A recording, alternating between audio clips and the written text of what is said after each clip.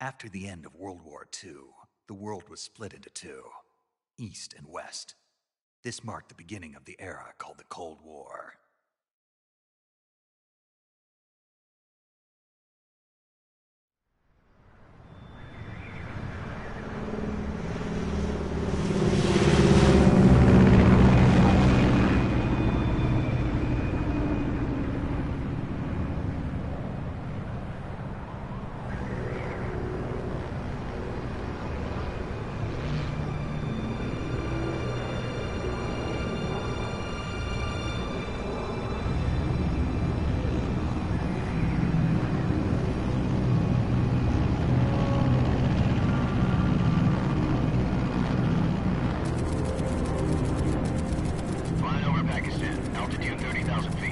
Approaching Soviet airspace.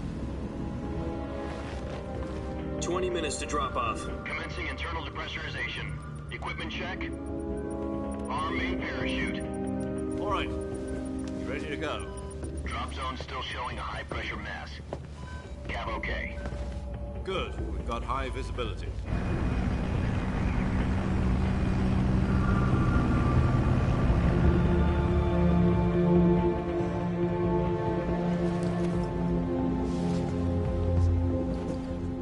Cigar.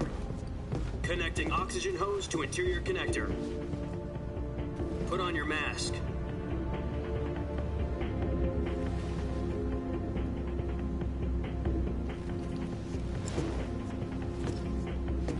Does this panty waste know what he's doing? Approaching release point. 10 minutes to drop off. Hey, are you deaf? He said put out the cigar and put on your mask.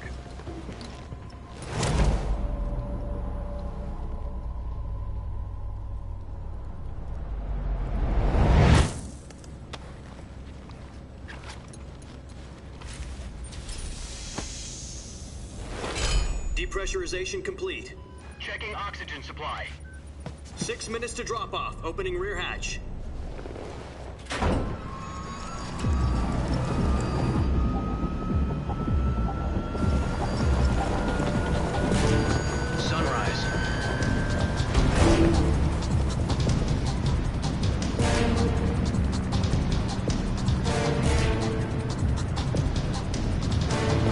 Temperature minus 46 degrees Celsius. 2 minutes to drop off. Stand up. You'll be falling at 130 miles per hour. Try not to get frostbite from the wind chill. 1 minute to drop off. Move to the rear. Activate bailout bottle. This is one for the history books. The world's first halo jump. 10 seconds to drop off. Stand by. Status okay, all green. Prepare for drop-off. Countdown. 5, 4, 3, 2, 1. Spread your wings And fly. God be with you.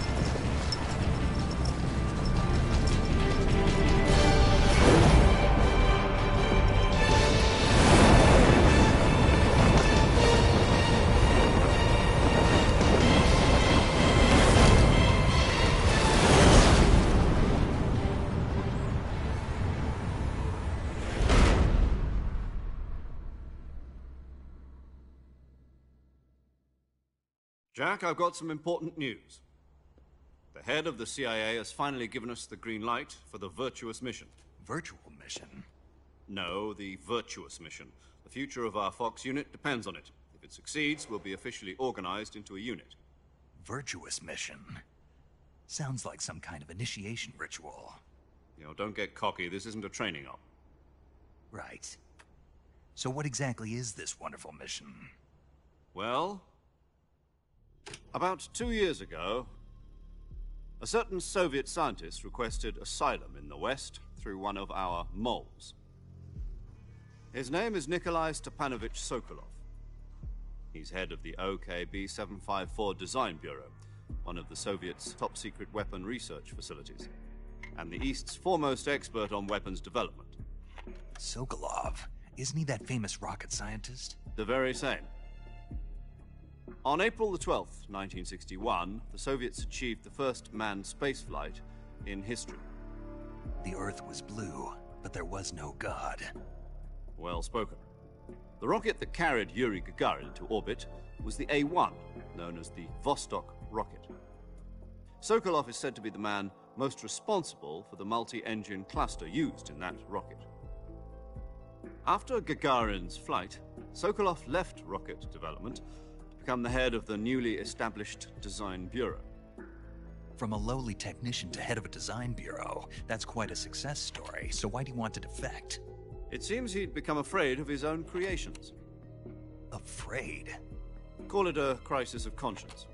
And for that, he left his country and his family behind and went over the fence? Not exactly. One of his conditions was that his family was also to be taken safely to the west.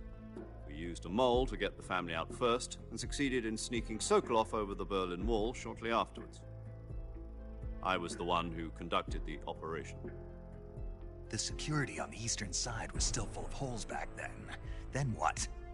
We got Sokolov over in one piece, but the whole ordeal had left him exhausted, and we checked him into a hospital in West Berlin. It took him 2 weeks and more than 600 miles to get from the research facility in the Soviet Union to Berlin. He was in no condition to say anything coherent. And it was only a week later that we had something much bigger on our hands. The Cuban Missile Crisis. October the 16th, 1962, President Kennedy received word that the Soviets were in the process of deploying intermediate-range ballistic missiles in Cuba. The President demanded that the Soviets dismantle and remove the missiles. At the same time, he announced a naval blockade to prevent further missile shipments from reaching Cuba. But the Soviets didn't back down, instead placing their armed forces on secondary alert. Soviet transport ships carrying missiles continued on course towards Cuba. US and Soviet forces went on alert for an all-out nuclear war. Frantic negotiations were conducted through the UN's Emergency Security Council and unofficial channels to end the hair-trigger standoff. Finally, on October the 28th, the Soviet Union agreed to remove its missiles from Cuba, and so the world avoided a nuclear holocaust. But in order to get the Soviets to pull their missiles out, we had to make a deal. You mean the one where the US agreed to remove its IRBMs from Turkey? No. The Jupiter IRBMs deployed in Turkey were obsolete, and we were going to get rid of them anyway. They had no strategic value whatsoever to either the US or the Russians.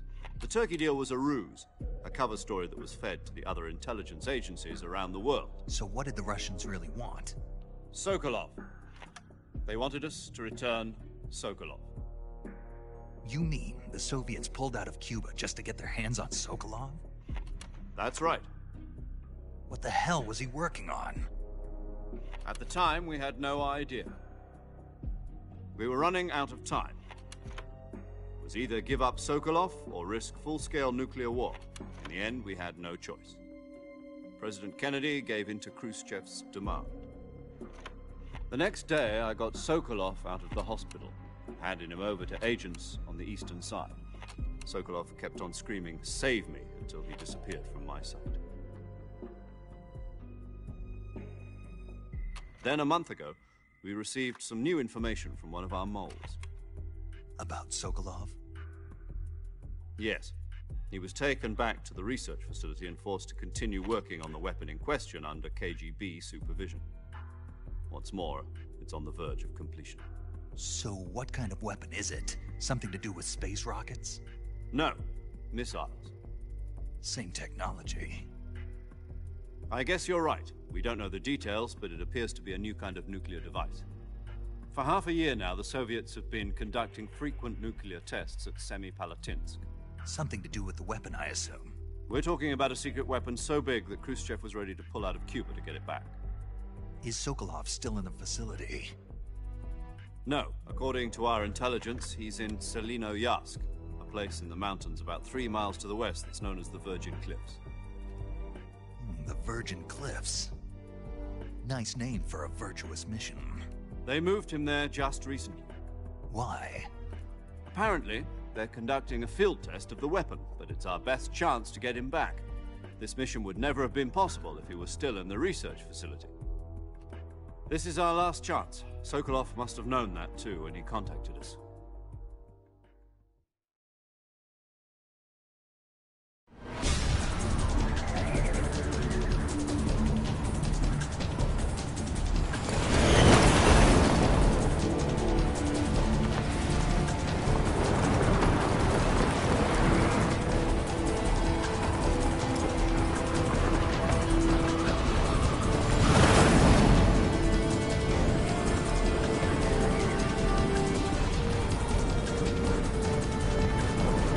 Listen up, Jack. Your mission is to infiltrate Selino Yask in the Soviet mountains, ensure the safety of Sokolov, and bring him back to the west.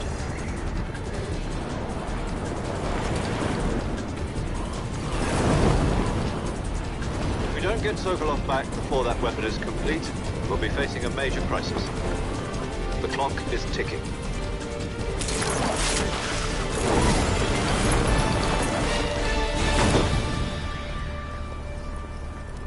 Once we've confirmed the rescue of Sokolov, stand by at the recovery point. A recovery balloon will be dropped at that point. Helium will be pumped into the balloon to inflate it. The process takes about 20 minutes. Once it's complete, the gunship's arm will latch onto the balloon and pull it up. The Fulton surface-to-air recovery system. I'm familiar with the theory. Take it easy. It's been combat-proven. Do you think Sokolov is up to it?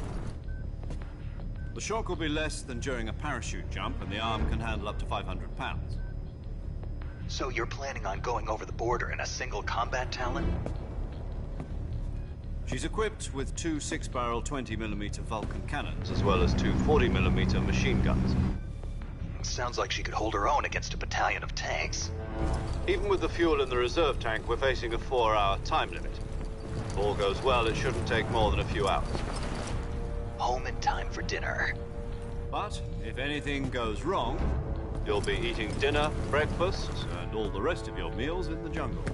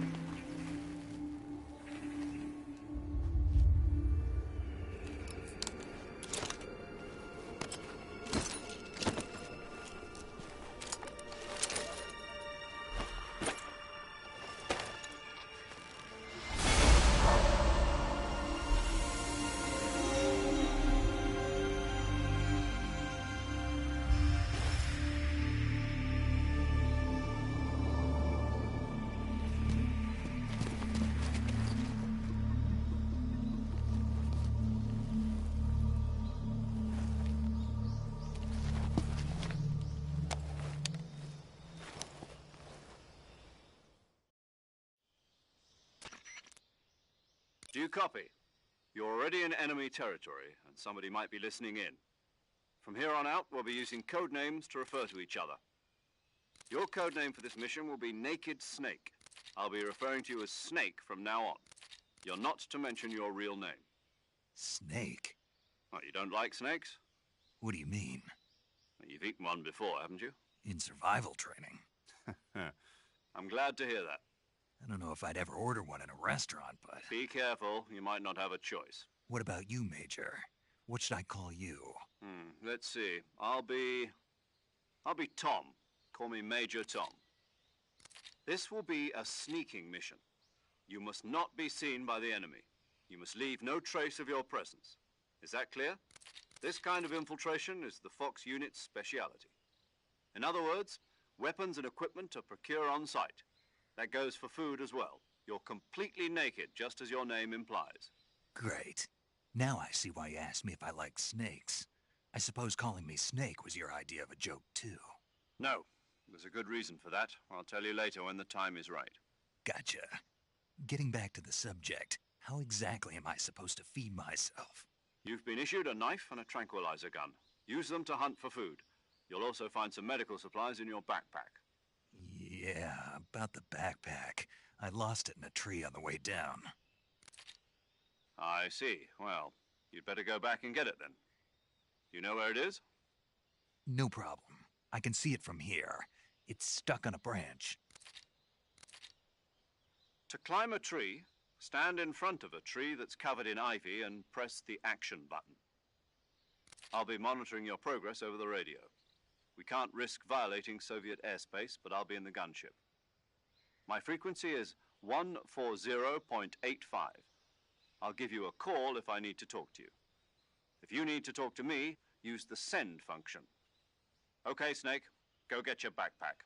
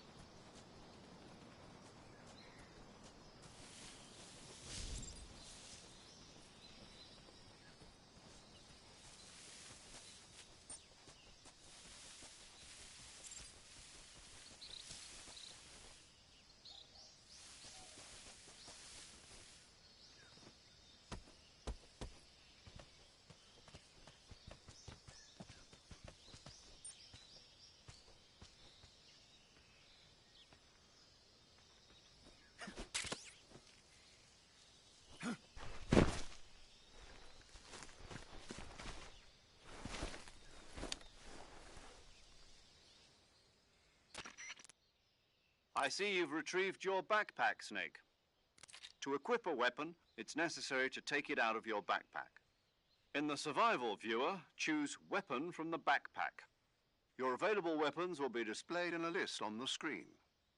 From that list, choose the weapon you want to equip and press the Enter button. For other equipped items, just do the same thing from Item. Got it. Use the survival viewer backpack. Yep, that's right. Survival is fundamental to this mission. After you've been out in the field for a while, your stamina will start to drop. If your stamina gets too low, it'll affect your performance. You won't be able to shoot accurately, for example, and your wounds won't heal as smoothly. Keep an eye on your stamina so you don't run out. To recover lost stamina, you can hunt for local flora and fauna. You can use either your tranquilizer gun or your knife to hunt. My only weapon is a Mark 22 Hush Puppy tranquilizer gun? That's right. It's been fitted with its own suppressor. However, the suppressor will deteriorate every time you fire. Once its durability reaches 0, the noise suppression effect will be gone. So don't get too trigger-happy with it. The suppressor's durability is shown in the icon. Any weapons and equipment beyond what you're carrying now, you'll have to find as you go. I have to find my own weapons and equipment? Whose crazy idea was this, anyway? Solo covert actions are standard Fox operating procedure. You can't leave any traces of your presence. No weapons, equipment, footprints, sweat, or bodily waste. The same goes for bullets and cartridges, too. Your presence in enemy territory is already a violation of international conventions of warfare. There aren't supposed to be any American soldiers in Russia. It could spark an international incident. You can't let anyone see you. You can't let the enemy know you're there. This is a stealth mission. You're a ghost, Snake, in every sense of the word. And there'll be no rescue if you're captured. The military and US government will deny any involvement in the affair. Then I'll just have to take care of myself, huh? I'm afraid so. You've been given a fake death pill for that purpose. SIS guidelines stipulate that soldiers on covert ops like this one be issued a potassium cyanide capsule. Tape it to your body so you can take it when you need to. How generous of you. Use it if you're taken prisoner by the enemy. It'll send you into a state of false death for a short time. Fooling them into thinking that I'm really dead. So how do I come back to life? Just take the revival pill. You mean that thing they put in my tooth before the mission? That's the one. But be careful. If you remain in a state of false death for too long, nothing will be able to bring you back. Remember that. I'll keep it in mind. You said this was a solo mission, right? Right. I guess that means I can't count on any reinforcements. Correct. The mission rests entirely in your hands. A real one. You up over the radio. Who? I'll introduce them to you. This time, survival is of utmost importance. The first member of the support team will be in charge of monitoring your physical condition, acting as a medic, so to speak, as well as recording your mission data. She's a member of Fox as well, and she's here on the gunship with me. She? Hello, Snake. I'm paramedic. Nice to meet you. Paramedic. As in a medic who comes in by parachute. Aren't you going to tell me your real name? Are you going to tell me yours, Mr. Snake? My name, huh? It's John Doe. And they call you Jack for short. You're a regular Captain Nemo. A name means nothing on the battlefield. After a week, no one has a name. What's your name? Jane Doe. Very funny. I wasn't joking, but I'll tell you my name only if you manage to make it back alive. My frequency is 145.73. She's also in charge of recording your mission data. Whenever you want to save, send a message over the reserved save frequency, 140.96. So saving lets me record my mission data. That's right. It also records the state of your health. Good to know. There's one more person I want to introduce you to, Snake. Huh? Speaking of snakes, you remember the boss, don't you? A legendary soldier and your mentor. Actually, it was the boss that got the DCI's authorization in the first place. She's going to be serving as Fox's mission advisor. The boss is? She also helped me plan this mission. She and I were at SAS together. Jack, is that you? How many years has it been? Boss? That's right. It's me. Oh. Talk to me. Let me hear your voice. It's been 5 years, 72 days, and 18 hours. You've lost weight. You can tell just by the sound of my voice. Of course I can. I know all about you. Really? Well, I don't know anything about you. What's that supposed to mean? Why'd you disappear on me all of a sudden? I was on a top-secret mission. You didn't need me anymore. But there were still so many things I wanted you to teach me. No, I taught you everything you needed to know about fighting techniques. I taught you all I could. The rest you needed to learn on your own. Techniques, sure. But what about how to think like a soldier? How to think like a soldier? I can't teach you that. A soldier needs to be strong in spirit, body, and technique. And the only thing you can learn from someone else is technique. In fact, technique doesn't even matter. What's most important is spirit.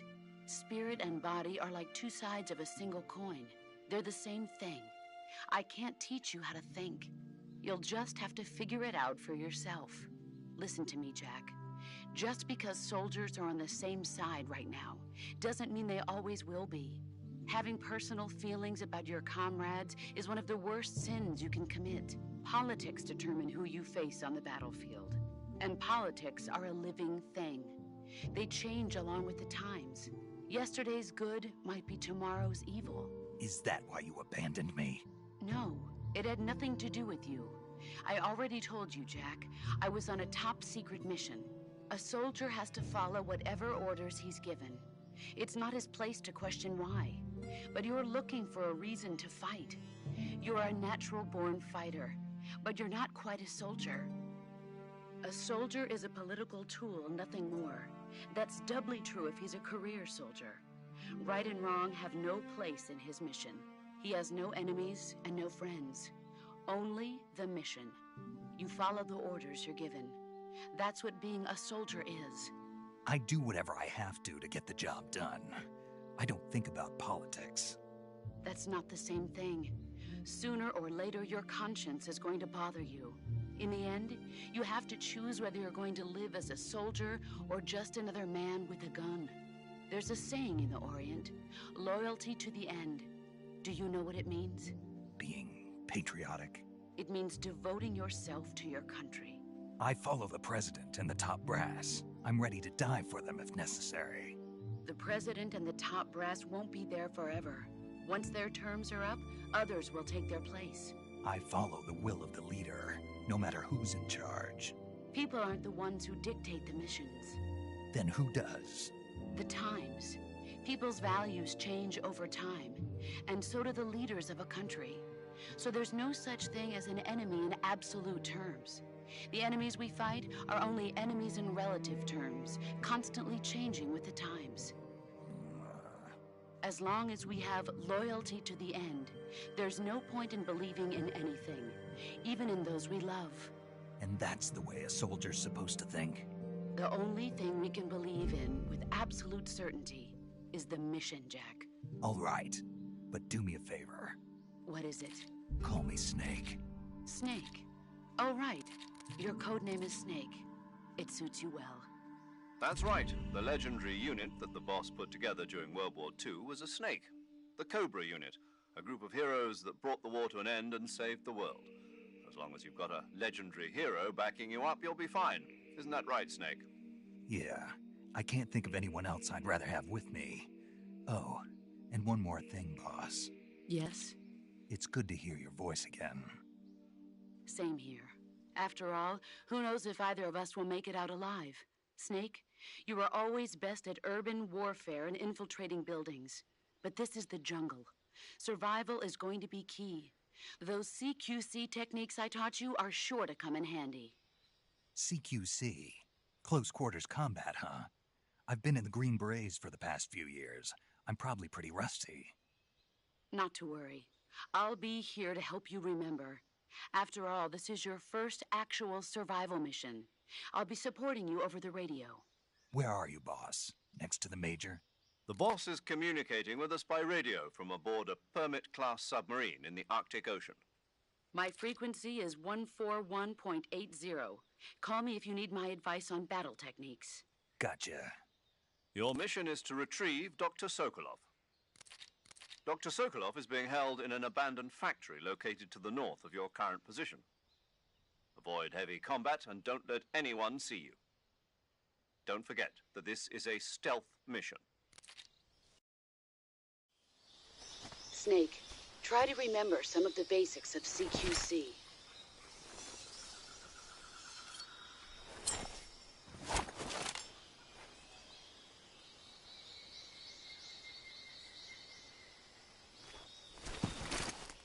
Commencing virtuous mission now.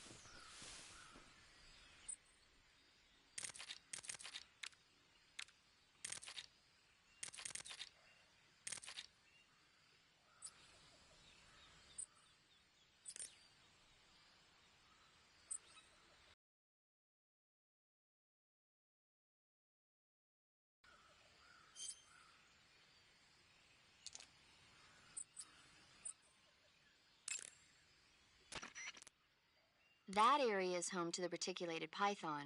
The reticulated python is said to be the longest snake in the world. The biggest ones can grow up to 10 meters in length. Although they're not poisonous, they're still very dangerous, so be careful around them. They have a highly ferocious temperament, and they can swallow whole, even large animals like deer and pigs. Their most distinguishing feature is the mesh pattern of their scales. This pattern acts as a highly effective natural camouflage. If you think there might be a reticulated python about, pay close attention to your surroundings. Otherwise, you could get bitten before you even know it's there. It's a huge snake, but you should be able to capture it alive by using the tranquilizer gun. I'll bet if you capture one and throw it at an enemy, it'll give him a good scare. Right. But how do they taste? Huh? Do they taste good? You're actually going to eat one. Why else would I be asking? Cannibal. What was that? Nothing. Let's see what the guide says. Ah, you're in luck. It says they taste pretty good. Good. I can hardly wait.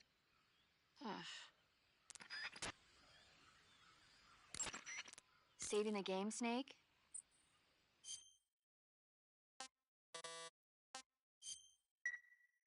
Hey, Snake, you ever heard of Godzilla King of Monsters? No, what is it? It's a movie. You haven't seen it? Nope. It's about this monster called Godzilla, who grows to an enormous size in a nuclear test and goes on a rampage in Tokyo. Nuclear test, huh? Then the Marshall Islands must be crawling with giant monsters right about now. It's just make-believe. Maybe that's why my pants have been so tight lately. Snake, it's a movie, not a report out of Los Alamos. I know. So then what happened? Godzilla is immune to all weapons, and humanity has no way to stop the monster.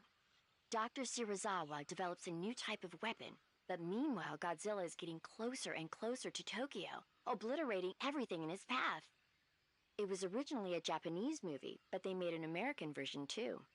I recommend seeing the original Japanese one if you ever get the chance. It's mostly mindless fun, but it's also got a serious anti-nuke message as well. Where can I see the original? You'll just have to go to Japan. Really? That's too bad. If you wait 40 years, you might be able to see it in America too. It might even win awards all across the globe in 60 years. Why's that? 2024 will be Godzilla's 70th birthday. You think they're still going to be making Godzilla movies then? Of course. Everybody loves Godzilla. You sure know a lot about movies. I don't suppose you're the movie-watching type, are you? Not really. Okay, then I'll tell you everything I know. When the going gets tough, movies can save your life. It's always good to be able to look at things from a different perspective when you get in a jam. That's the magic of movies. No kidding. Well, I guess it might at least make a nice distraction. That's the spirit, Snake. Have a little fun.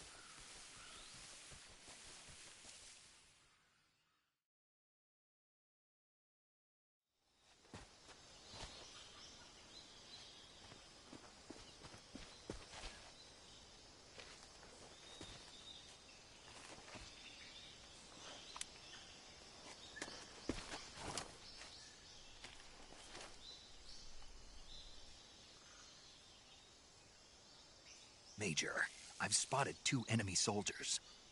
They're probably KGB troops sent to guard Sokolov. AK-47s and grenades.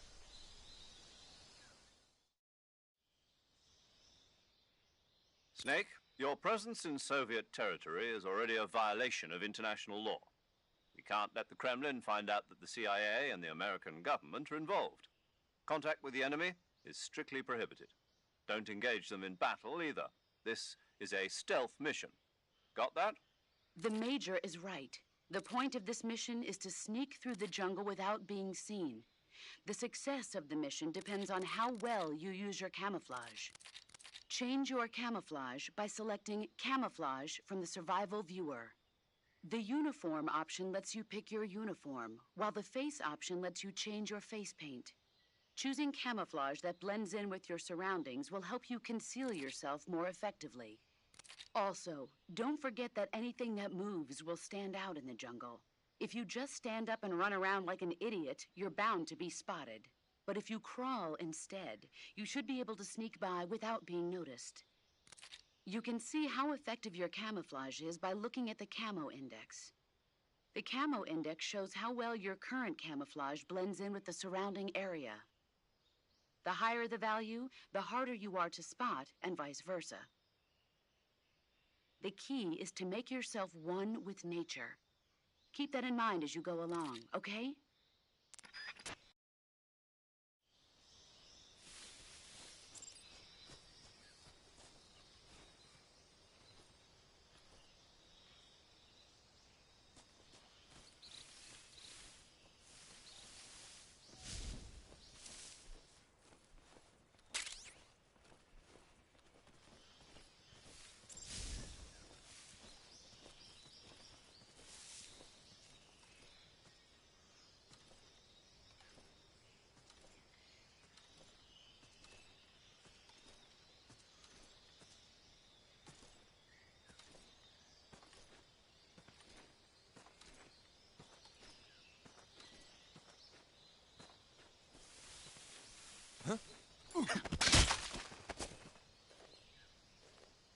Answer me.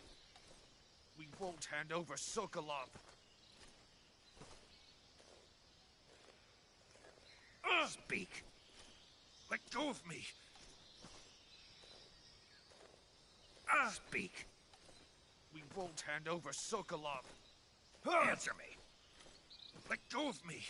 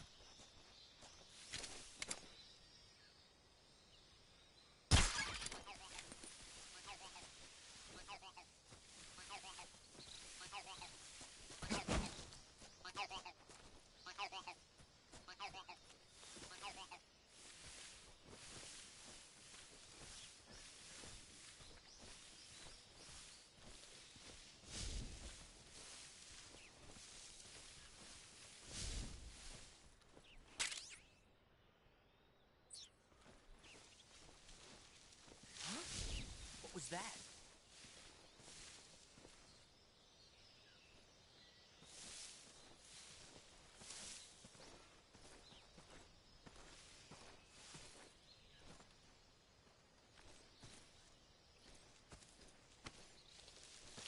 Nothing here.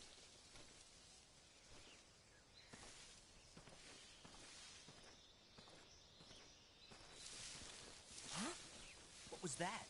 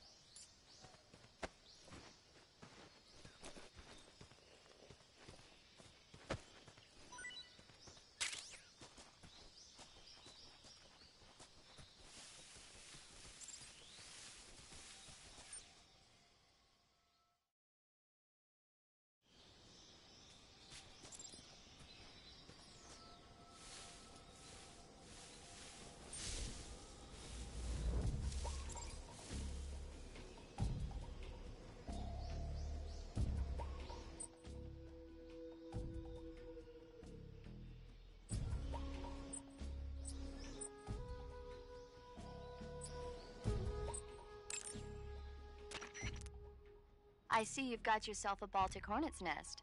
Baltic hornets are a variety of hornets that inhabit that area. The difference between them and other hornets is that they produce honey in their nests. Inside the nests are larvae, pupa, and adults. You can eat them all. In particular, the honey you find inside the nest is delicious and full of nutrients. It's easy to digest and helps pep you up when you're feeling tired. In short, it's the perfect survival food. Honey can also be used as a burn ointment. When honey is applied to a burn, it creates a protective coating over the skin. When you knock down a hornet's nest, a burn ointment will appear along with it, so don't forget to pick it up. Of course, the hornets aren't going to give up their nest without a fight. If you knock a nest down, a large swarm of hornets will come flying out, so be careful. Do you want to save? Snake, do you know the creature from the Black Lagoon? Nope, never heard of it. These scientists are investigating a place deep in the Amazon called the Black Lagoon, and they get picked off one after the other by this fishman thing. And there was this scene when the heroine is going for a swim and the creature sneaks up on her from underwater. Oh, I thought my heart was going to stop. I mean, of course, the 3D effects in It Came from Outer Space were a lot more intense, but...